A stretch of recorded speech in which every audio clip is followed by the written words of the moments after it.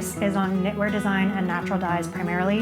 My mom taught me when I was a kid, and I am a hardcore lefty, so she actually taught herself to knit left-handed and then taught me how to knit, and so I knit left-handed, which is a whole thing in and of itself. The best part was that a few years ago she was telling this story to a friend of hers, and her friend was like, why didn't you just sit in front of each other and then you can just mirror what the other person is doing?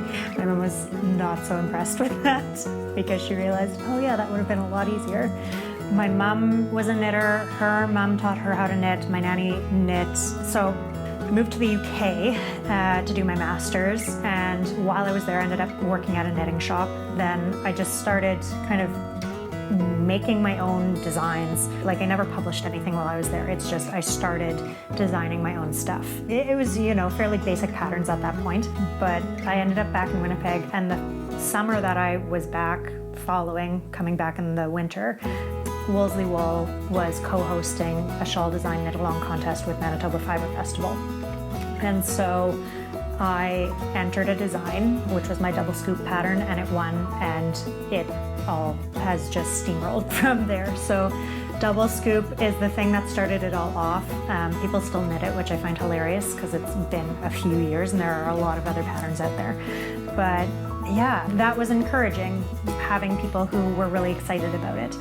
Now fast forward a few years and I'm part of the coordinating team for Manitoba Fiber Fest, and I teach at Wolseley Wool, and I bought my house in order to be in close proximity to Wolseley Wool so that in the middle of winter I would still be encouraged to go to knit night.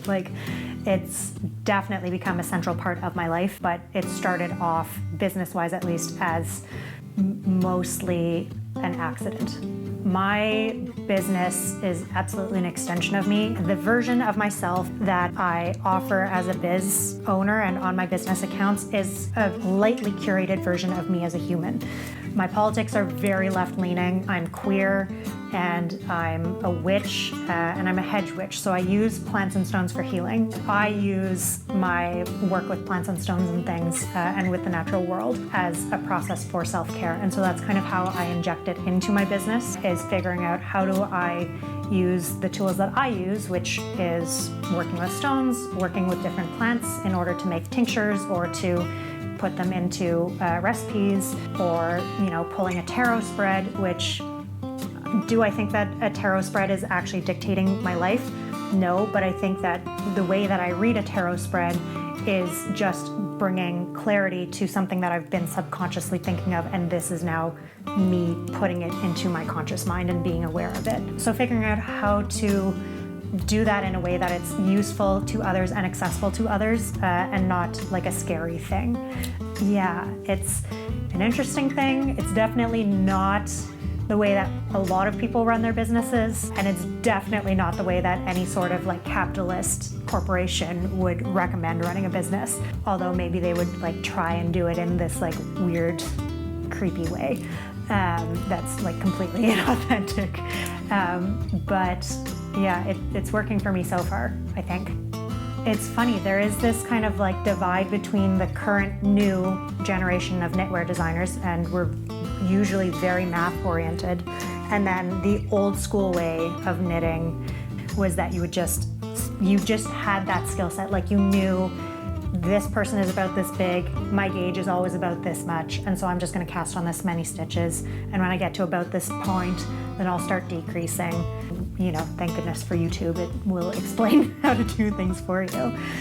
Yeah, it's tricky, but I think it's great that it's coming back and is a cool thing again, and people are doing it, because there's a lot of ways that we can be addressing fast fashion. Textiles are the second largest polluting industry in the world, so making people slow down, making them think, okay, if I'm going to spend the next 60 hours making this sweater, I want it to be out of materials that I really like, out of materials that are going to last. I will then mend it so that it is able to stay around for longer, because you didn't just go to the mall, pick it off a rack, and spend $20 on it.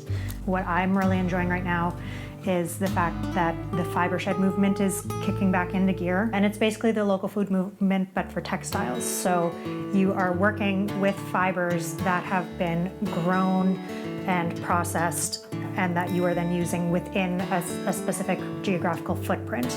And often the fiber sheds follow the concept of a watershed. So you're working within a specific geographical area that's close to home, which ultimately is kind of the ideal, because you then are able to source your textiles in the most ethical and environmentally conscious way, because you can physically go and see where they were gathered from. So within the north, then like furs and skins are also part of our textiles, because if it's -40, you need fur around your face so that you don't die.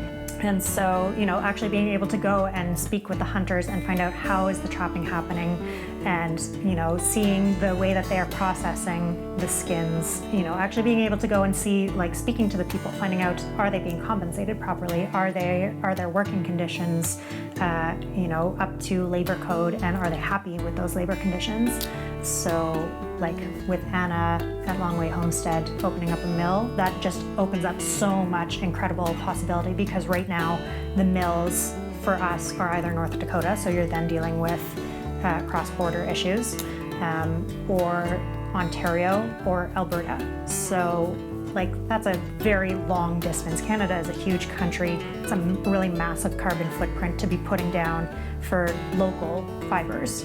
But I would like to be in a position where I can choose to take a day off, or I can get really busy and just forget to do something and forget to post, or go travel somewhere and have shitty Wi-Fi and be okay with that, and not have to worry about whether it's going to affect my sales for the month. That's the ultimate goal. I think it's going to take time, but in the meantime, just figuring out how to make this sustainable for me, both as a person and also just making all of my choices more sustainable as far as environmental impact. And